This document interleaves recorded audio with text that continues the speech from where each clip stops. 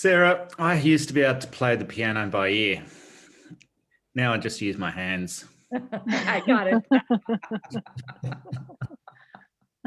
Pretty good though.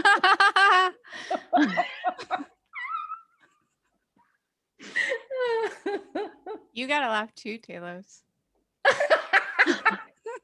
Well, laughter is contagious. So if you want other people to laugh, then it's good if you get them started. Welcome. I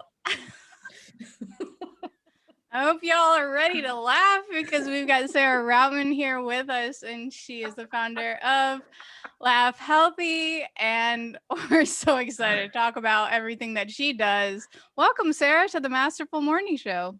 I am so excited to be here. Masterful Morning Show. Why would anyone think you need to be a master at laughter? But you do. You have to practice if you want all the health benefits. Anyway, I'm excited to be here. Taylor would probably say, I need the most practice. All right. Well, Sarah, why don't you tell us a little bit about yourself? Just a little introduction for anyone who may not know you. Well, there's so many different hats that I wear. I am a mom. That's probably my most important thing. And since I know you're going to ask me about this, I'm going to sneak this right in because it's about being a mom. So I have two fabulous children, but I had a third child, and she was sick in the hospital with an immune deficiency. And she was a happy, wonderful child. She really kind of was oblivious to all the things that were going on around her. But her dad came to visit because he was staying at home and with being with the other kids. And there was a poster on the wall. It said, "I love you very much," in big, bright colors. And he was holding her on his lap, my ex-husband. And her name was Jacqueline, and she was 18 months old, and she started to laugh when he said, "I love you," and started tickling her. She started to laugh and laugh and laugh. And I couldn't help myself. I was in a really serious situation, sleeping on her bathroom floor, not knowing what her situation was going to be. And she just laughed. And it took me to another place. It was as if she said, "Come with me. Don't worry about any of this stuff." And it just took me to another place in a way that I had never experienced laughter before. And I knew in that moment that there was something special about laughter, but I didn't know what it was. And I spent really years and years trying to find that moment again. How do I get to that? And then many years later, my older daughter has a friend who went and became a laughter yoga leader. She invited me to come to her session because she just became certified. And I went not knowing anything about what is laughter yoga. What is this? 40 strangers in the basement of a church, and she's telling us to laugh. And I'm like, this is, I don't have that great of a sense of humor. And this feels very awkward. But pretty soon we all felt comfortable. And then it started to be natural. And we just laughed and laughed. And at the end of 45 minutes, I recognized this is what I had been looking for. And for 2 weeks later, I sounded like a smoker's cough, because that's what happens when you laugh a lot. It breaks things up in your lungs. And I don't smoke, by the way. But anyway, I just knew immediately as I was walking to the parking lot, this was what I was looking for. And I was going to have to share this as widely as I can, because who doesn't want to feel like this? It just felt so great. So that's my little story, my big story. That's super powerful. And now with all of that knowledge and that power, where do you take your laughter? Like, who do you provide it for, and who do you impact the greatest? Oh gosh, I think probably anybody that I actually laugh with gets impacted at least a little, because I really make a point, even in this little 30 minutes that we're going to be here, I'm going to give you tips and tools that I hope will change your life forever. I mean, I've done a lot of work with hospice workers and caregivers, all kinds of medical caregivers, nurses, doctors, support teams. And I think that it's a multi-level win, because they not only get stuff for themselves, but stuff they can use with their patients. Seniors love this because they need exercise, but they don't get exercise, and laughter's great exercise. Have you ever been winded at the end of a good laugh? Absolutely. Okay, so that's because your body's actually increasing your oxygen flow. And I'd love to show you what I'm talking about. Can I show you? Yes, please do. Okay, so right now, I bet you're all breathing without thinking about it, right? You're not even using your diaphragm necessarily because you're not taking big, deep breaths. But if we try to use our diaphragm and we breathe in through the nose and then breathe out through the mouth, and you can feel your belly expand and contract. Do it one more time. Now we're going to use that without thinking about it to demonstrate laughter breaths. And what I'm going to prove to you in this little experiment is how laughter helps you increase the oxygen flow in your body. Remember, you're just breathing without thinking about it. But now I'm going to ask you to laugh without thinking about it too much. But you might not be able to just laugh on cue. So for all your people out there who can't, just go with me here. Breathe in through your nose. And when we exhale, just say the word ha, ha, ha, ha, ha, ha, ha, ha, ha, over and over until you let it become laughter. Okay, but you have to let it. All right. And then at some point when it really goes, you can take a quick breath if you need to, and then keep going again. All right. So ready? Here we go. Hold on. They need to come off mute. Oh yeah. Come off mute, you guys. Hey, come on. I want to hear you. All right. Good job. All right. Ready? Funny, Marion. Breathe in. Oh, wait. Sorry. There are two very important rules. Eye contact, which I see we're all doing. The second more important rule, no judgments. Everyone has a perfect laugh. Nobody has a wrong laugh, a bad laugh, a stupid laugh. Showing up. If you show up, you got this. All right, ready? Here we go. Breathe in. And out with ha. Did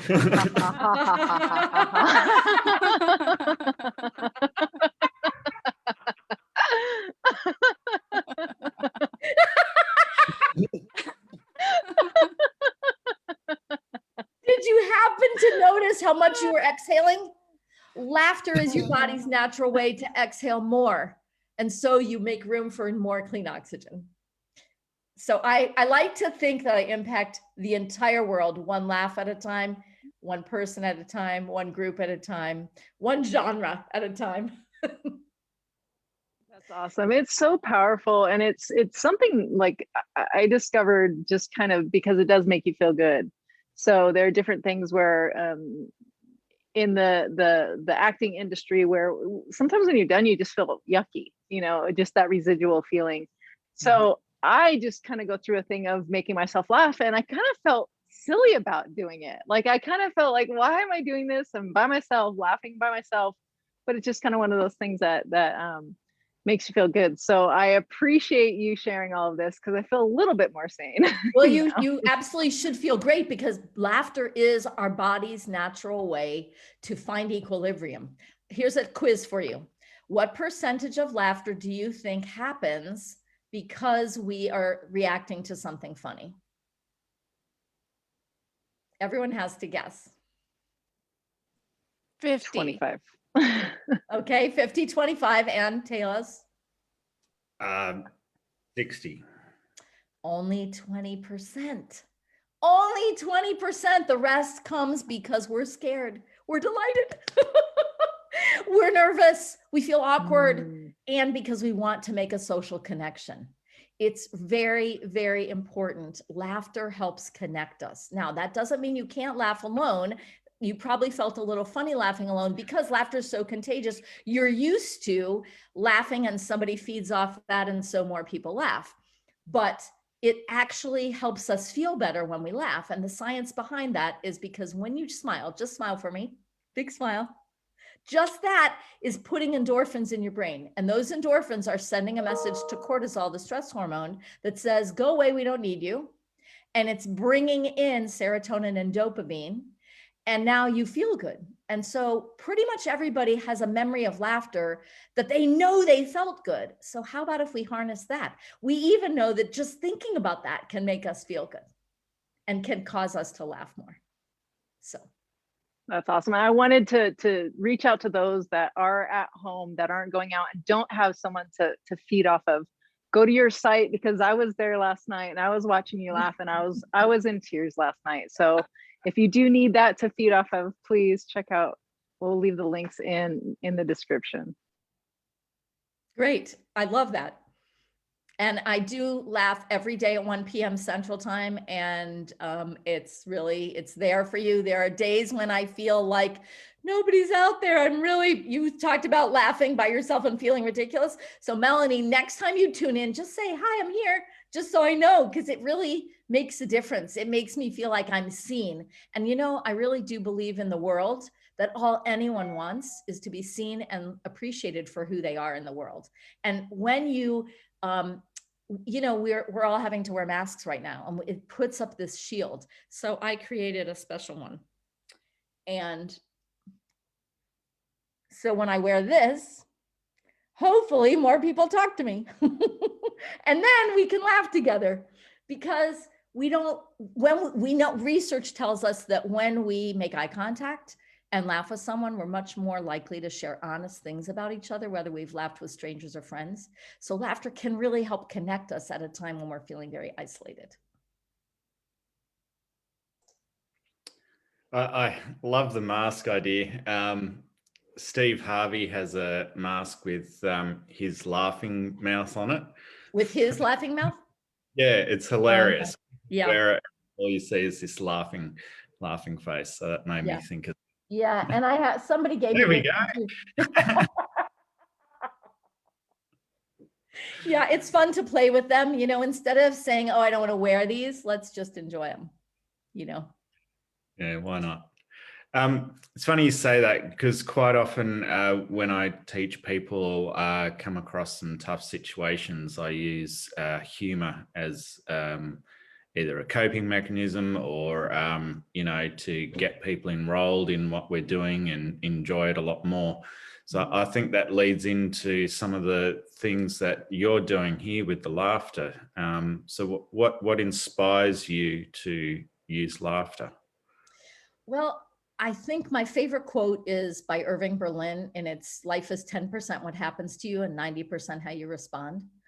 And I think that when we learn how to laugh, especially if we learn that your body doesn't know the difference. And so even if I'm in myself and I'm my own worst critic and I'm thinking about everything is hard and difficult and, I'm not happy, but if I can make myself laugh, if I can find the laughter that's in there, it's really about joy versus happiness. I'm inspired to find joy, because happiness is all the outside stuff. Joy is in there.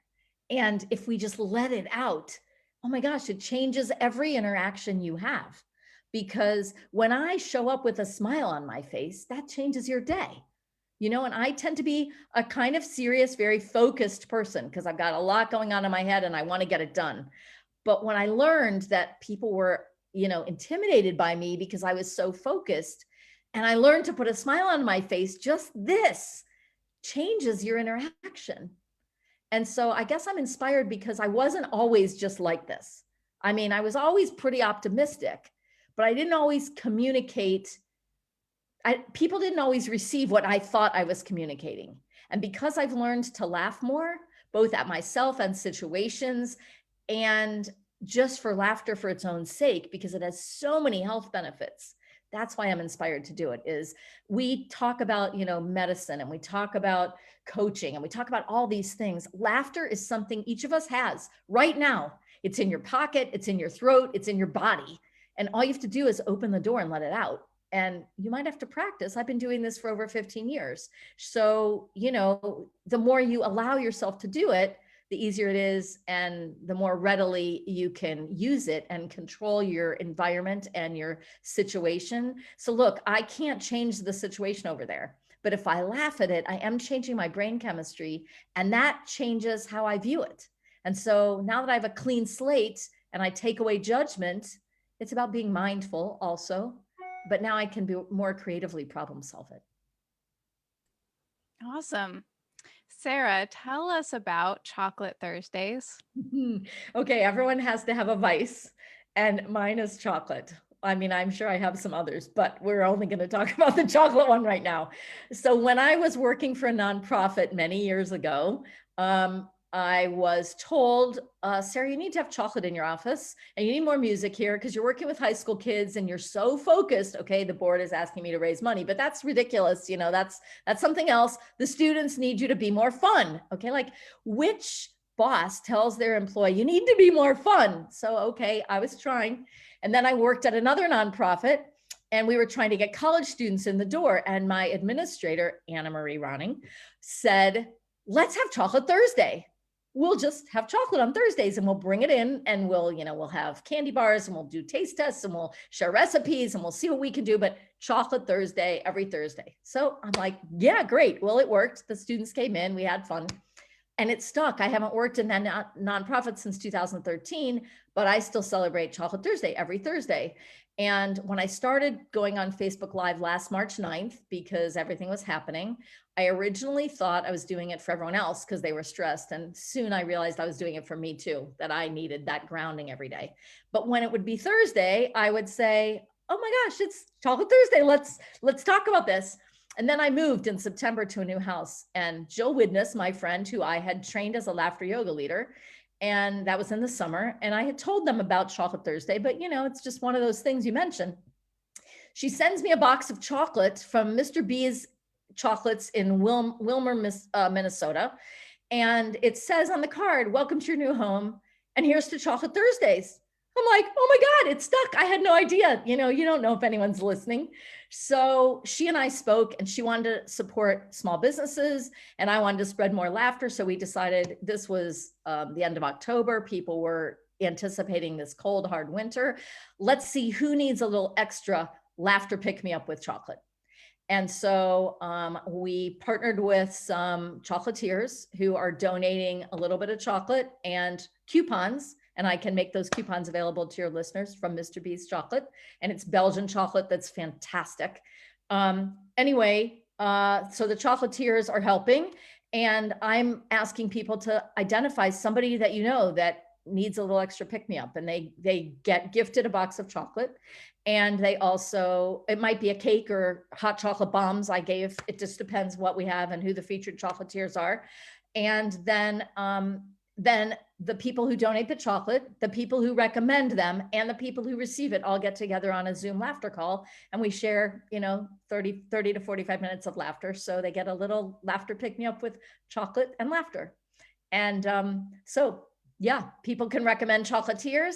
They can gift something to a friend. Somebody can be a corporate sponsor. And the chocolatiers, decide that they want to contribute something and a coupon. So that's how we're doing it. And it's really fun. So if you don't do anything else, check my pages on Thursdays because there's always a recipe or a fun fact or something.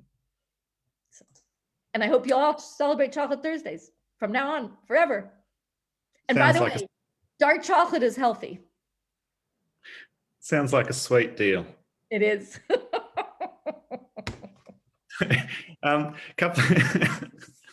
Couple of times you mentioned laughter yoga. It sounds a bit of a stretch to me, but how does it work? You are funny. See, I'm not. That's why this is good for me. Okay, so laughter yoga was started in 1995 by Dr. Madan Kataria, a doctor studying the health benefits of humor. He went to a park with 6 friends and told jokes. By the end of the week, they had grown to 30 people, but the jokes stopped being funny and they wanted him to disband. And he said, no, wait. And he called on his theater background and he knew that they were laughing anyway. It was good medicine. It was working. And so he figured out a way to trigger the laughter. There are now thousands of laughter clubs all over the world, and it's practiced in over 100 countries around the world. I am a certified laughter yoga leader and teacher, which means I can train other people to be leaders. And I'm also was named a laughter ambassador because I spread laughter all around the world. And basically laughter is heavy on the laughter, light on the yoga. We do need to stretch and breathe. That's important, but there's no yoga mat, no special poses. No special clothes required. It's always a come as you are, portable, but it's called laughter yoga because his wife had yoga background and there is a lot of breathing stuff that you can insert, but you don't have to be a yoga person. And in fact, when I talk about my work, I don't always say laughter yoga because here's the conundrum. If I'm a yoga enthusiast, then I look at what Sarah does and say, no, not really not really yoga. I don't want that. If I'm not a yoga enthusiast, I'm going to say, oh, that's yoga. I don't want it. So therefore, I was just thinking, I finally found a yoga I can do. it's true. And it's so completely portable. Anyone can do this. I've done this with people in wheelchairs. I've done this with people with all kinds of disabilities. If you can laugh, you can do it. And so you can do it sitting, you can do it standing. If you're willing and you can laugh, you're good. So. Wow. Oh, Sarah, this has been so wonderful. We put your website in the description here, laughhealthy.com. Is there anywhere else that people can find you? Anything you'd like to promote? On my website, I have very conveniently located all of the social media links, and I am on Facebook and Twitter and Instagram. Full disclosure, I don't do Twitter as often as I used to. I've just joined Clubhouse. If anybody needs an invitation, get in touch with me. I'm still trying to figure out how it works, but I'm getting there. It's a good place for conversations.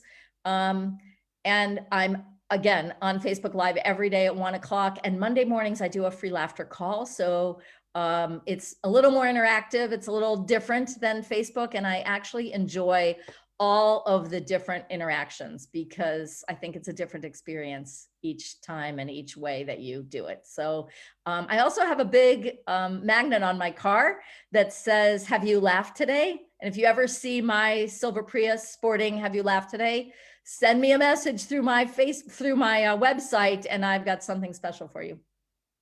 So awesome.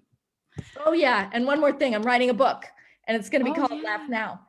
Yay. And if you want 10 of these cards for free that you can put one on your dresser or your windshield or somewhere on your refrigerator where you look every day and then give the rest away, I'm happy to send those to you. And you can send an email to sarah@laughhealthy.com, or you can go to thelaughterbook.com, which is the website for the book. So wow. Very exciting. Sarah, I think it would be weird if we did not end laughing. So do you have anything that you'd like to trigger us with so that we can end this live laughing? Oh, I'm so glad you asked that. Since Taylor started with a joke, we're going to do jokes by number. So jokes by number is for those of us who don't have the greatest sense of humor, who can't remember the punchline of a joke to save our lives. And so I created this idea that we tell jokes only by telling the number. And you imagine that you've memorized the whole book. And when I say the number, you know which joke that is. So we're going to tell joke number 217. 。 . . . . . . . . . . . . . . . . . . . . . . . . . . . . . . . . . . . . . . . . . . . . . . . . . . . . . . . . .